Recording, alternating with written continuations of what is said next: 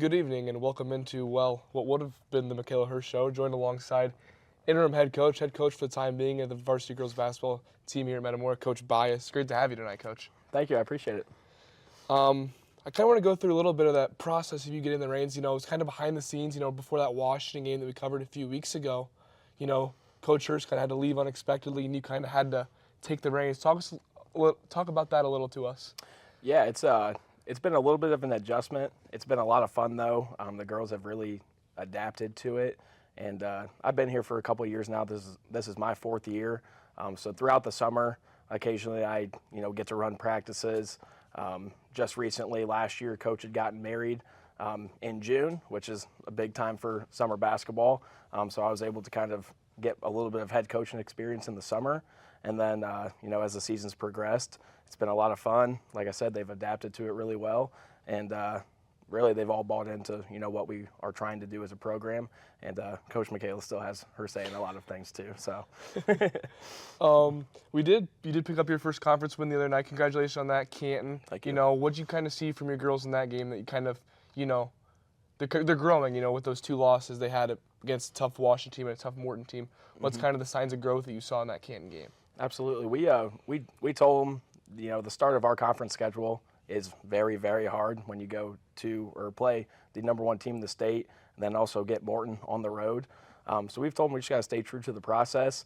In that game against Canton, we really locked down defensively in the second half, which is a lot of fun. We challenged them at halftime. We got off to a little bit of a slow start, and you can kind of see it. We played at Canton's pace, weren't really picking our spots very well.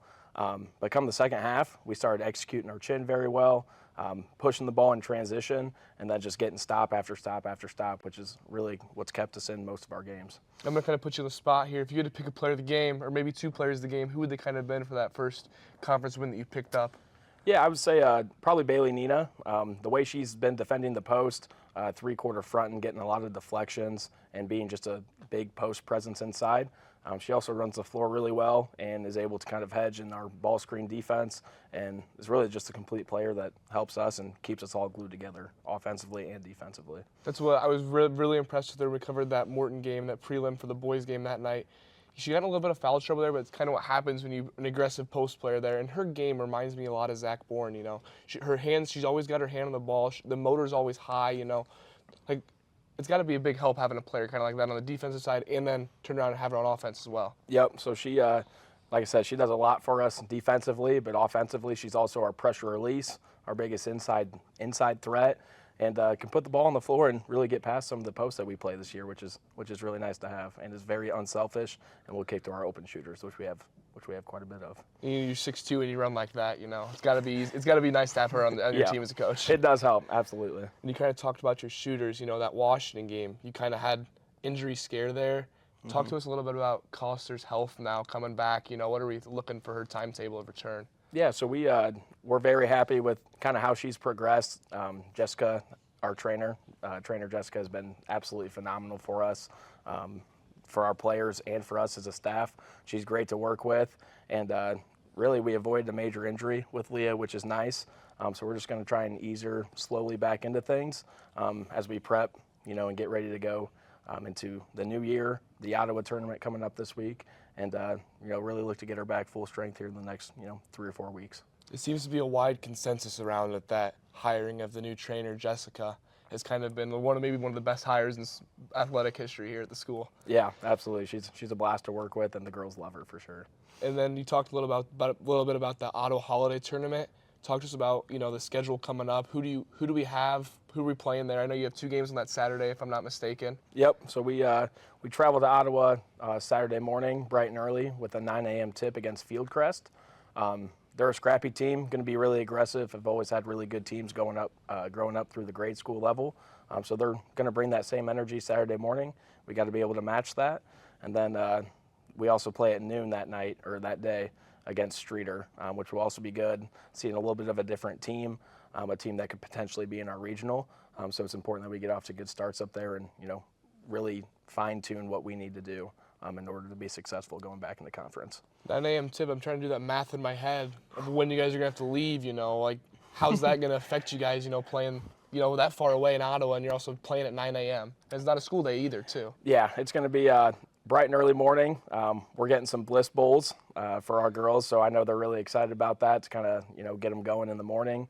We'll be looking to leave here probably around 6:45, 7, and we're going to tell them you're going to win that game in the first quarter. It's going to be the first 4 or 5 minutes. If you get off to a good start, we're going to be all right and do what we got to do. Sounds great, Coach. And we'll take a time out here, and we'll talk a little bit more when we get back. Germantown Grill, where our staff loves the game as much as you do. Football, basketball, baseball, whatever your sport, we'll be cheering right along as we serve up your hometown favorites.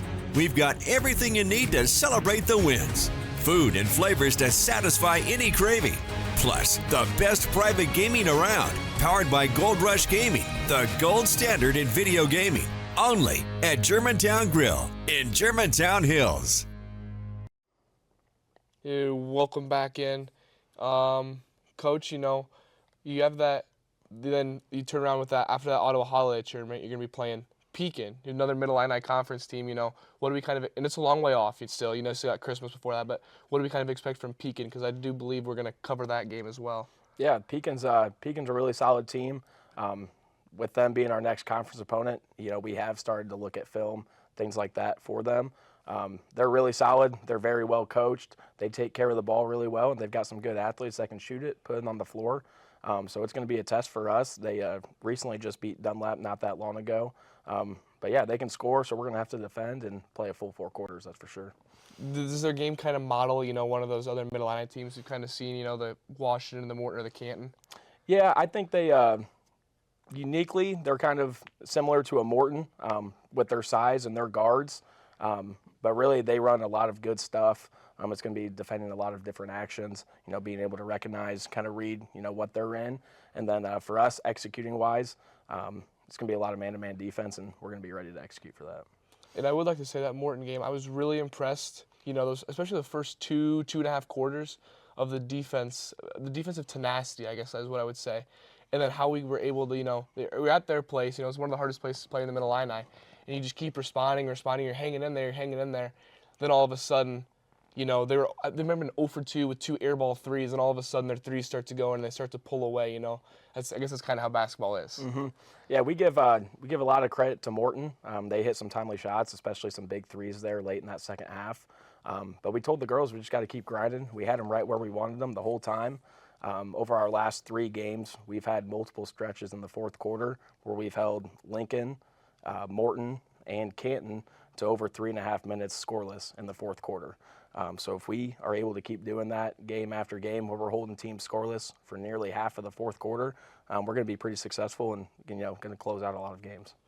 Yeah, and you kind of shifting gears now back, I guess still back in the Mid-Illini, but you do have a young team. We're kind of seeing it with the boys team as well. When the lights shine bright, it's kind of hard to close a game or finish a game. Talk us through what it is like having a younger team. You still have a senior base and your 2 guards, but you do have a younger team. How does that kind of factor in? Mm-hmm. It's a lot of our preparation. We try and put them in a lot of tough situations during practice, so when the game does come, it is a little bit easier.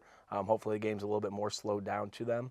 But really, our unselfishness has been able to, get us to where we're at right now. We got to be able to continue that and keep playing for each other, playing with energy and passion, and a lot of good things are going to happen. And kind of one of the last things I want to talk about is your depth on your bench. We've seen it from the boys team. I guess I'm talking about the boys team too, but really deep bench. What's it like having deep bench? You're not really losing a whole lot as you go to the bench, and you have bodies. We saw it in the Morton game. You went pretty deep in the bench there. You got into foul trouble with Nina. I think Peterson might have had 2 or 3 fouls as well. Yep. You could be able to bring in Hand, and you still have Ledbetter and Seckler off the bench too for your guards. Kind of what's that like? It's really nice to have, especially with everyone being healthy again. We had Jay out for a couple weeks for a concussion, and then obviously Leah was out for a little bit too. So that really opened up a lot of opportunities for people to step up. Junie Wagner's been playing really good basketball. Ella Seckler has given us really good minutes, and even Caitlin Hand has also given us a lot of good minutes.